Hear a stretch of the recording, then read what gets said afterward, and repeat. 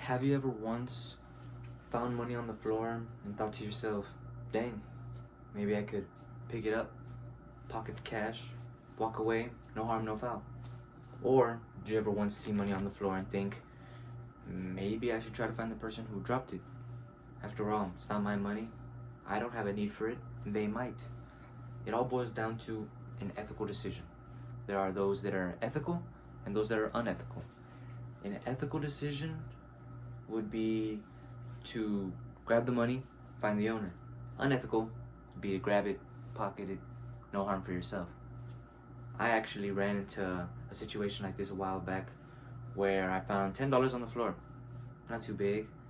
And I decided, oh, okay, what should I do with it? Split second decision. I immediately thought to myself, what if the person who dropped it is in a financial need? What if they need the money, right? It was near the bank area of HEB, where you go maybe pay a few bills. And it was right next to, the only one person that was there. It was a lady with a child. I saw it, and she was looking in her purse, grabbing money to pay or whatever. I easily grabbed the money, and no sight. Nobody had seen anything that had been going on. My first instinct was to think about it. The money's not mine, right? It never was mine. So, therefore, I don't need it in my life. So my first thing was to think about the other person.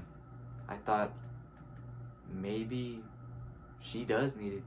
Maybe it's very important to her.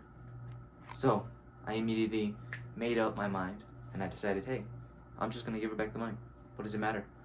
I went, patted her on the shoulder, and I told her, hello, ma'am. Is the $10 yours? I found it on the floor.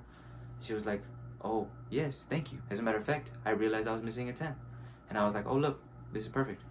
I was able to help somebody find the money that they had lost.